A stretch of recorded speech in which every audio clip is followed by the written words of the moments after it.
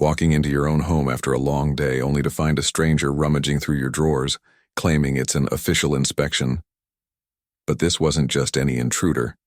It was the HOA president, a total Karen, who thought she ruled the neighborhood. What started as a simple violation notice spiraled into a full-blown scandal, exposing corruption that brought the entire HOA crashing down. Stick around because this story gets wild. If you're new here, hit that subscribe button and turn on notifications so you never miss these insane HOA horror stories. Give this video a like if you've ever dealt with a nightmare neighbor, and drop your own HOA drama in the comments below. I'll feature the best ones in future videos. Now, let's dive into the chaos. In the quiet suburb of Willow Creek, where manicured lawns and picket fences hid a web of petty tyrannies, lived a young couple named Alex and Jordan. They had just moved into their dream home, a modest two-story colonial that they had saved for years to buy. The neighborhood seemed perfect at first, friendly waves from porches, children playing in the streets, and a sense of community that felt almost too good to be true. But beneath the surface lurked the Homeowners Association, a group led by the infamous Margaret Hargrove, known to everyone as the HOA Karen. Margaret was a retired accountant in her late 50s, with a sharp bob haircut, perpetually pursed lips, and an unyielding belief that her role as president gave her divine authority over every blade of grass and every mailbox in the subdivision. She patrolled the streets in her golf cart, clipboard in hand, noting infractions like overgrown hedges or unauthorized bird feeders with the zeal of a medieval inquisitor. Alex and Jordan, blissfully unaware of the storm brewing, settled in and began making the house their own. They painted the front door a cheerful red, planted a small vegetable garden in the backyard, and even added a swing to the porch for lazy evenings. Little did they know that these innocent changes would ignite a feud that would unravel the entire association. It started innocently enough with a letter slipped under their door one crisp autumn morning. The notice cited violations. The red door clashed with the neighborhood's approved color palette. The garden was deemed an eyesore that could attract pests, and the swing violated setback rules by a mere inch. Alex, a software engineer with a logical mind, dismissed it as a minor annoyance and planned to appeal at the next HOA meeting. Jordan, an artist with a free spirit, laughed it off, suggesting they add fairy lights to really ruffle feathers. But Margaret wasn't one for appeals or humor. She saw their non-compliance as a direct challenge to her authority, and she began to escalate. Drive-by inspections became daily occurrences, with Margaret snapping photos from her cart and muttering about upstarts who didn't respect the covenants. Neighbors whispered warnings to the couple, stories of fines piling up until homes were liened or worse, forced sales. Yet Alex and Jordan stood their ground, attending the meeting where Margaret presided like a queen on her throne. Though the narration avoids direct quotes, the atmosphere was thick with tension as she dismissed their pleas, imposing immediate fines and demanding compliance within the week. Undeterred, the couple researched the HOA bylaws late into the night, discovering inconsistencies that suggested Margaret's interpretations were more personal vendetta than policy. They decided to fight back subtly, starting a neighborhood petition for clearer rules. But Margaret caught wind of it and amped up her campaign. One evening, as Alex worked late and Jordan visited family, Margaret took her obsession to a new level. Armed with a master key she claimed was for emergencies, a key that the HOA allegedly held for all properties, she let herself into their home under the guise of an emergency inspection, prompted by an anonymous tip about potential code violations inside. She wandered through the living room, rifling through drawers, peeking into closets, and even checking the refrigerator for who knows what. Her notes detailed everything from unapproved artwork on the walls to a stack of recycling that she deemed hazardous. By the time Jordan returned unexpectedly early, Margaret was in the upstairs bedroom examining the couple's personal belongings. The shock of finding an intruder in their sanctuary was profound, but Jordan maintained composure, demanding she leave immediately. Margaret, unflustered, waved her clipboard and insisted it was her right as president to ensure community standards extended indoors if necessary. She left with a smug warning about further penalties, but the intrusion had crossed a line that no amount of bylaws could justify. Jordan immediately called Alex, who rushed home, and together they contacted the local police. The officers arrived, took statements, and while they couldn't arrest Margaret on the spot due to the murky legal waters of HOA powers, they advised the couple to document everything and consider legal action. Word spread quickly through the neighborhood grapevine, whispers at mailboxes, hushed conversations over fences.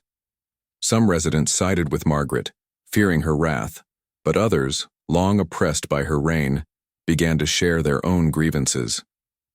There was the elderly widow fined for her cat wandering off-leash, the family penalized for holiday lights a day too long, and the single dad whose basketball hoop was forcibly removed. Alex and Jordan, now fueled by righteous anger, dove deeper into research. They pored over public records, discovering that the HOA's financial statements were suspiciously opaque. Dues collected seemed to vanish into undefined administrative costs, and contracts for landscaping and maintenance went to companies owned by Margaret's relatives.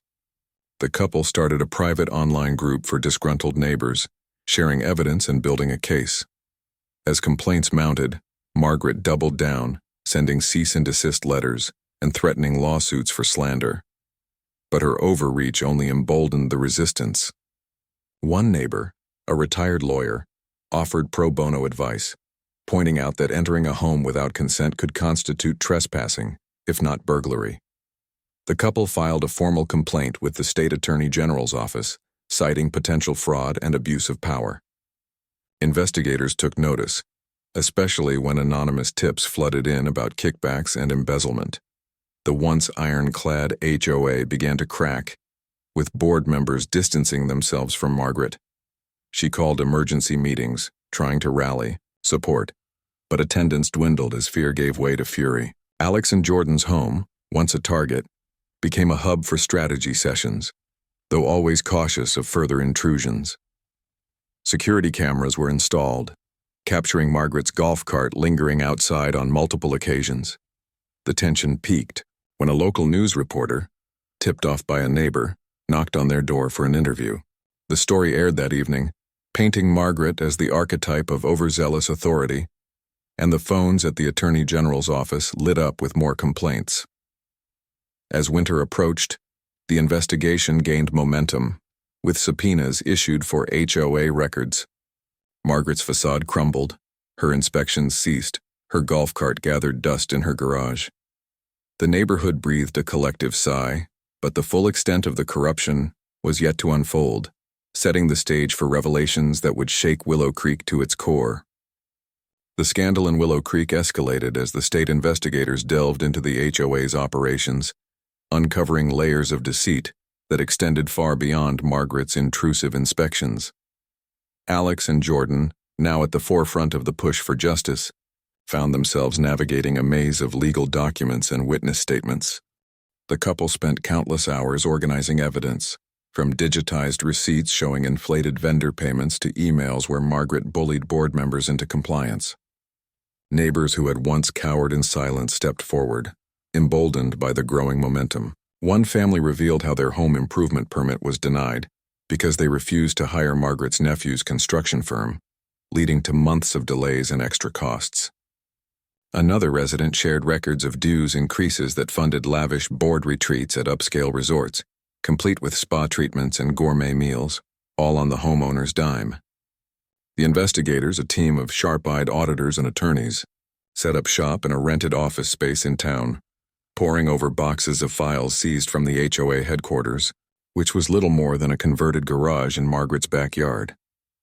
Discrepancies piled up, thousands of dollars unaccounted for, signatures forged on contracts, and even instances where fines were pocketed directly by Margaret without entering the official ledger. The couple's initial complaint about the home intrusion served as the catalyst, but it quickly became clear that this was systemic abuse. Margaret, sensing the noose tightening, attempted to cover her tracks. She shredded documents late at night, but a vigilant neighbor caught her on camera, providing yet more evidence. Her attempts to intimidate witnesses backfired spectacularly. One board member, tired of her threats, turned state's evidence revealing how she manipulated elections to stay in power, stuffing ballots and disqualifying challengers on technicalities. As the investigation deepened, the neighborhood transformed. Informal gatherings replaced the fear-laden meetings of old, with residents sharing stories and supporting one another. Alex and Jordan's vegetable garden, once a point of contention, flourished, symbolizing their defiance. They installed motion sensor lights and reinforced locks, ensuring no repeat of the unauthorized entry. The local news followed the story obsessively, with updates that painted a vivid picture of corruption in suburbia. Public opinion swung firmly against Margaret, who retreated into her home, curtains drawn, avoiding the stares of passers-by. Her golf cart, once a symbol of her patrol, was impounded as potential evidence when investigators suspected it was purchased with misappropriated funds. The couple faced their own challenges: anonymous harassment calls, slashed tires. But they persevered, hiring a lawyer to pursue a civil suit for the intrusion and emotional distress. Discovery in the case unearthed even more damning details. Margaret had a history of similar behavior in previous neighborhoods, leaving a trail of dissolved HOAs and bitter ex-residents. The state expanded the probe, contacting those former victims who eagerly provided affidavits. As spring bloomed, the first charges were filed, not just against Margaret but against complicit board members who had turned a blind eye. Embezzlement, fraud, and trespassing topped the list, with potential prison time looming. The HOA was temporarily dissolved, its assets frozen, and an interim committee of neutral residents took over basic maintenance. Alex and Jordan's home, now free from scrutiny, became a beacon of normalcy. They hosted barbecues where neighbors bonded over shared relief, planting seeds of genuine community. Yet whispers of deeper involvement surfaced. Rumors that Margaret had ties to local politicians who benefited from her control over voting blocks in the subdivision.